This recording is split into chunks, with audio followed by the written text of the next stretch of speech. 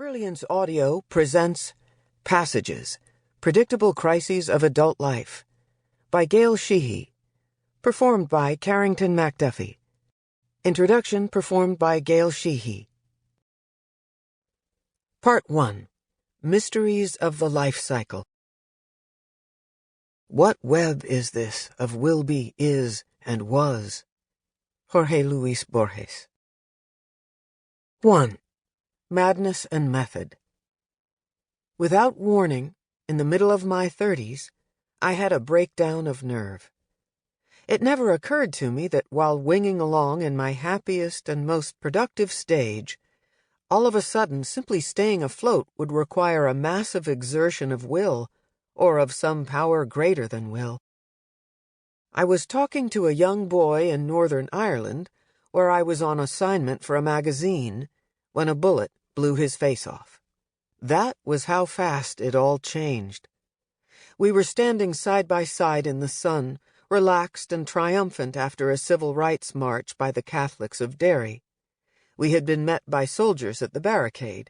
We had vomited tear gas and dragged those dented by rubber bullets back to safety. Now we were surveying the crowd from a balcony. "How did the paratroopers fire those gas canisters so far?" I asked.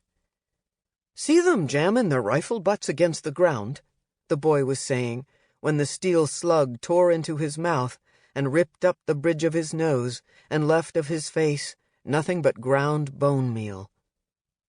"My God," I said dumbly, "they're real bullets." I tried to think how to put his face back together again. Up to that moment in my life, I thought everything could be mended. Below the balcony, British armored cars began to plow into the crowd. Paratroopers jackknifed out of them with high-velocity rifles. They sprayed us with steel. The boy without a face fell on top of me. An older man, walloped on the back of the neck with a rifle butt, stumbled up the stairs and collapsed upon us. More dazed bodies pressed in until we were like a human caterpillar, inching on our bellies up the steps of the exposed outdoor staircase. "Can't we get into somebody's house?" I shouted. We crawled up 8 floors, but all the doors to the flats were bolted. Someone would have to crawl out on the balcony and open fire to bang on the nearest door. Another boy howled from below, "Jesus, I'm hit!"